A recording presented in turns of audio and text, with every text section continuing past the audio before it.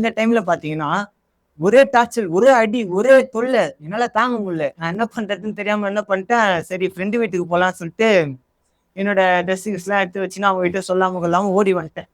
அதோட வந்தவன் தான் திருப்பி போனா எங்க அடிப்பாங்களோ, எங்க மறுபடியும் கொடுமைப்படுத்துவாங்களோ அன்ற அந்த ஒரு கான்செப்டே எனக்கு போக ஒரு மைண்ட் செட் வரவே இல்லை. அப்படியே வந்தேன், போனேன். அந்த சின்ன வயசுலயே ஏதோ வேலை செஞ்சேன், எங்கெங்கயோ போய் கஷ்டப்பட்டேன். தண்ணி தூக்குற வேலைக்கு போனேன், கேட்டரிங்ல வேலைக்கு போனேன், அதுக்கப்புறம் சமையல் வேலை செஞ்சேன், ஏதோ வேலைக்கு போனாங்க. அப்பப்போ எனக்கு புருஷோத்தோட ஞாபகம் வரும். ஆனா என்ன பண்றது, அவனை பார்க்கவும் முடியாது. திரும்பி அவனை பார்க்கணும்னு சொல்லிட்டு எங்க ஆயா வீட்டுக்கு போனா செருப்பால் அடிக்காத குறையா அடிச்சு துரத்துவாங்க. இதெல்லாம் மனசுல வச்சுன்னு நான் வீட்டுக்கு போகாமலே இருந்துட்டேன். என்னோட விதியா என்னன்னு தெரியல. நான் வளர்ந்த அந்த இடத்துல வந்து பார்த்தீங்கன்னா பசங்க ரொம்ப ஒரு மாதிரி பேட் ஹேபிட்ஸ் சொல்லுவாங்க. நானும் அந்த ஒரு சரௌண்டிங்லேயே வளர்ந்ததுனால ரொம்ப ஒரு மாதிரி அவங்க கூட சேர்ந்து கெட்டு போயிட்டேன்.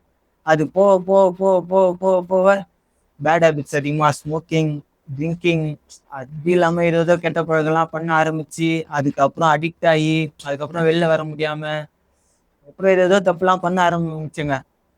இந்த லைஃப் இப்படியே தான் போயிட்டு எனக்கு எதுவும் பண்ண முடியாது அப்படின்ற ஒரு சூழ்நிலையில தான் என் லைஃப் போயிருந்துச்சு.